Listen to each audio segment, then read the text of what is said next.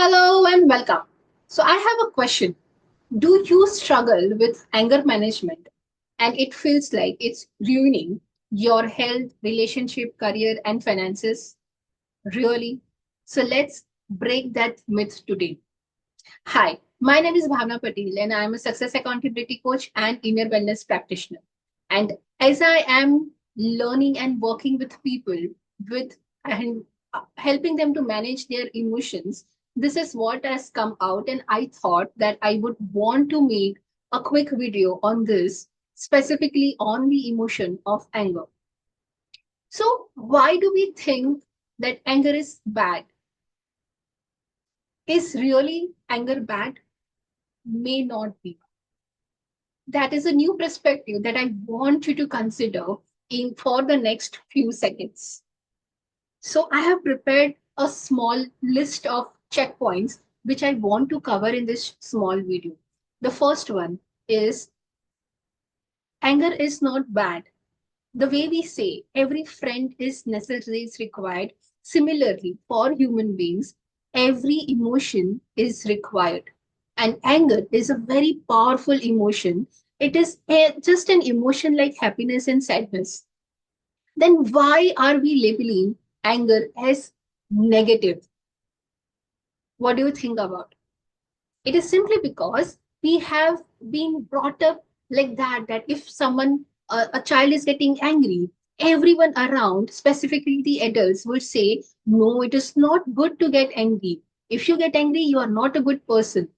However, the way to handle it is understanding what is making either the child or the adult feel angry. So, what would be the reason why? What are the reasons why the anger becomes uncontrolled and destructive?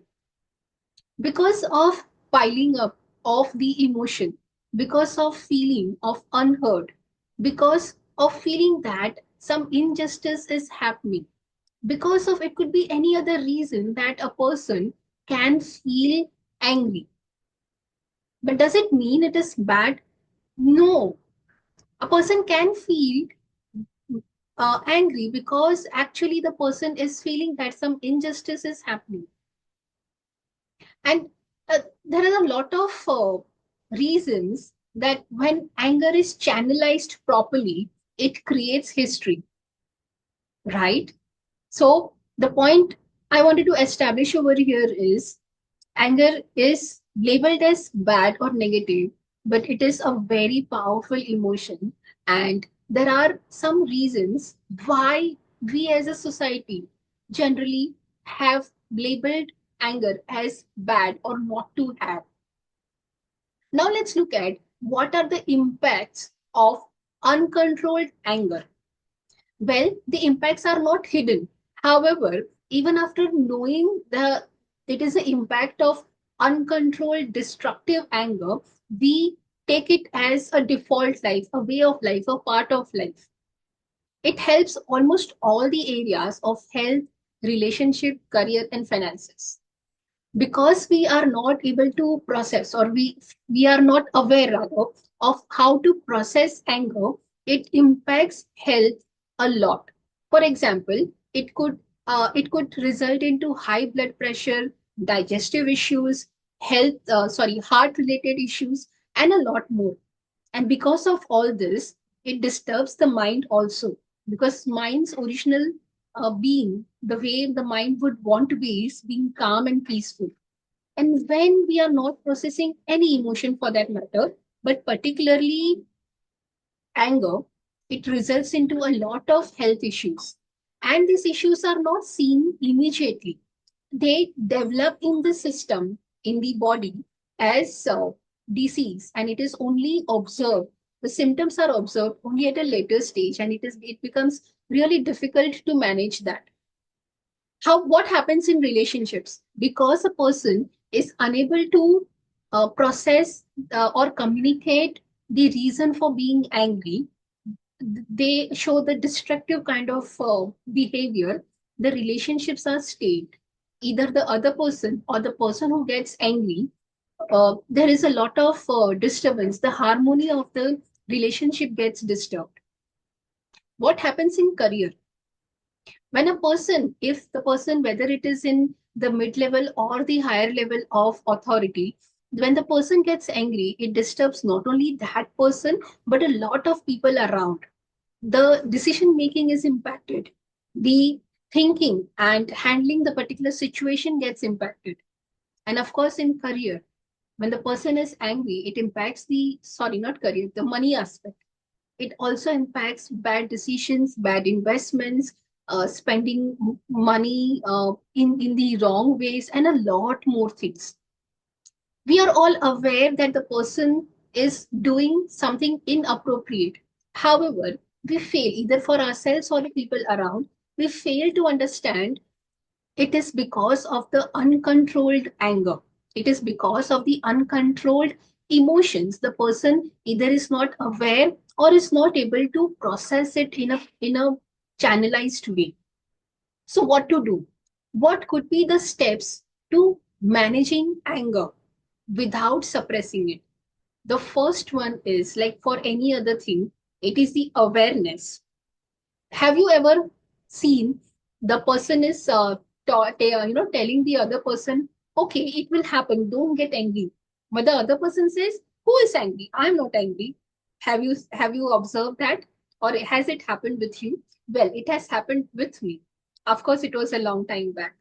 So the first step is getting aware that I am getting angry. The second step is understand the reason for getting angry. What is anger's message? Has something happened that I have not liked? Am I feeling unheard? What is it that I wanted in a particular way, but it has not happened? Do I feel being injustice or being victimized or being not ignored or something like that? That is the second step of understanding the anger's message. The third step would be shifting my response. Okay, I'm aware that I'm angry, and this is the reason. That is the message given to me by anger, why the anger has appeared. Now it is my duty to shift my response. Instead of, you would have heard this many times, instead of reactive, can I respond? Can I communicate exact feelings in a way that it lands to the person? He or she can understand my perspective. So that's the third step of shifting the response or shifting the communication. And the fourth one is starting an emotional regulation practice. Yes, anger is something which we will observe. It may not be of so much magnitude, but something or the other would happen. If someone is, staying in a metro city, or sometimes just losing to catch a train could trigger an anger on either on self or anyone or maybe the traffic. So there is no particular reason, but because we think that because we have lost the particular train, now it is going to have a repercussion or the a cascading effect, we get angry. So the example I was quoting over here to make a point that there could be subtle things over during the day that can make us angry. So then what to do? Here, we can't even express that to release that particular type of anger.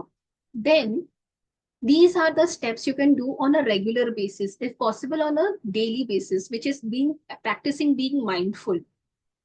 Journaling. So in journaling, one can write down the thoughts, what happened and how did it make us feel.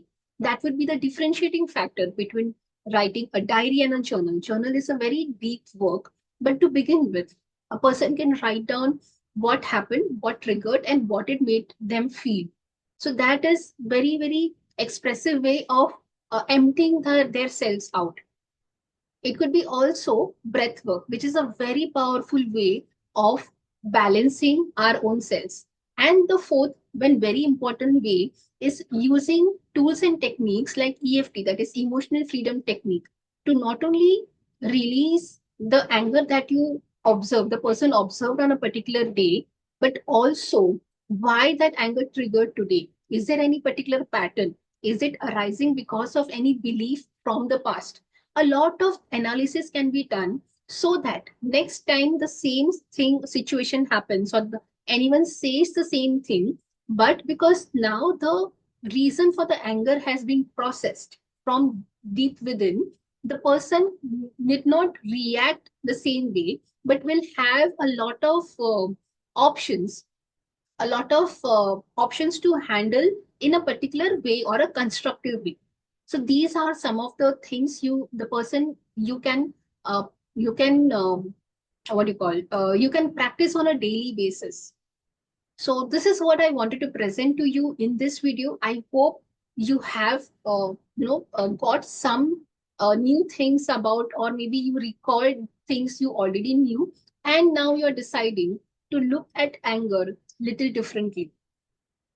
I would say from my experience that anger is very much required. It is the good anger that makes us take a lot of steps. It creates that hunger or that fire within us to do something, to achieve our goals. And what is that one action you're going to do after listening to these points for yourself? Let me know in the comments.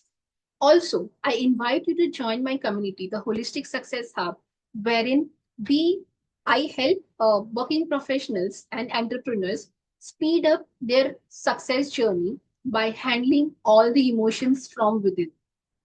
So that's it from today, from my end.